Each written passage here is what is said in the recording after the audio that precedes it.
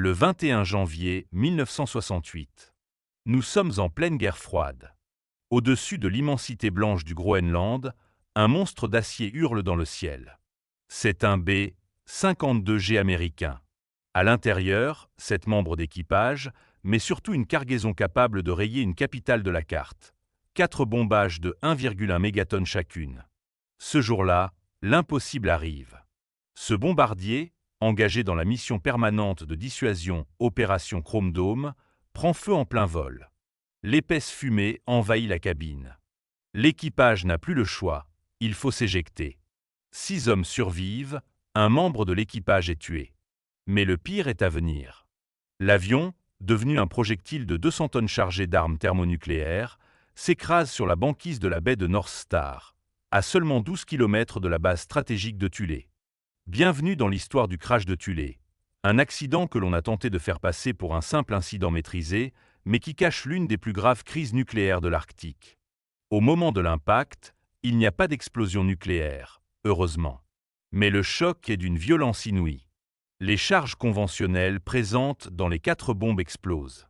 Résultat, du plutonium et d'autres matières hautement radioactives sont pulvérisées sur plusieurs kilomètres carrés. Pourtant, à l'époque, les autorités américaines ne disent rien. Elles minimisent. On parle d'un incident. À la télévision française, dans le journal de 20 heures, Léon Zitron commente les images en noir et blanc qui arrivent du Grand Nord.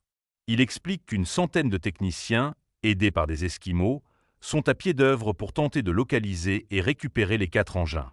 La version officielle affirme que les bombes ont été retrouvées en fragments et que les numéros de série correspondent. On veut rassurer. On dit que les bombes n'ont vraisemblablement pas coulé. Mais la réalité est bien plus sombre. Avec plus de 100 tonnes de kérosène en feu, la chaleur a été si intense qu'elle a fait fondre la calotte glaciaire. L'épave, et une partie du poison qu'elle transportait, a plongé directement vers le fond de l'océan.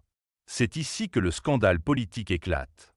Depuis 1957, le Danemark affirme que le Groenland est un territoire dénucléarisé.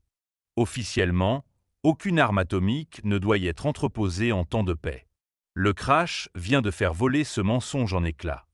Des années plus tard, le capitaine John Hogue finira par révéler que l'armée de l'air faisait croire qu'ils utilisaient la base de Thulé uniquement pour des atterrissages d'urgence. La vérité, ils y étaient en permanence. Copenhague et Washington étaient de mèche. Pour nettoyer sans faire de bruit, ils lancent le Project Crested Ice, une opération de décontamination massive menée dans le secret. Près de 1200 ouvriers danois et groenlandais sont mobilisés. Et c'est là que le drame humain se joue. Contrairement aux militaires américains, ces civils n'ont quasiment aucune protection, aucun suivi médical. Ils ramassent la glace contaminée, presque à main nue. Certains témoignages sont glaçants. Un chasseur inuit raconte avoir accouru vers l'incendie pour porter secours, puis avoir travaillé pendant un mois à délimiter la zone contaminée. À la fin, il rend son équipement et n'a plus jamais de nouvelles. 20 ans plus tard, le bilan tombe. Cancer, leucémie, maladie pulmonaire, stérilité. Sur les ouvriers danois, en seulement 2 ans après le ramassage, 98 sont déjà morts. En 1988, ces travailleurs portent plainte. Ils expliquent que leur salaire avait été augmenté, mais qu'on ne leur avait jamais dit que l'avion transportait des bombes H. Aucun équipement étanche ne leur avait été fourni. Aujourd'hui encore, le compte n'y est pas officiellement. 150 conteneurs de débris ont été renvoyés aux États-Unis. Mais des témoins affirment que des sous-marins sont descendus pour récupérer d'autres fragments. Selon certaines estimations, seulement 15 tonnes auraient été récupérées sur les 40 tonnes de débris. Qu'est devenue la différence? Plutonium, uranium, américium, tritium ont été détectés dans la zone. Les chiffres réels restent classifiés. Et une question persiste, où est la 4e bombe? Selon certaines enquêtes, une partie de l'une des bombes n'aurait jamais été retrouvée et reposerait toujours au fond de la baie. D'autres rapports tentent de réfuter cette thèse, mais l'opacité reste totale.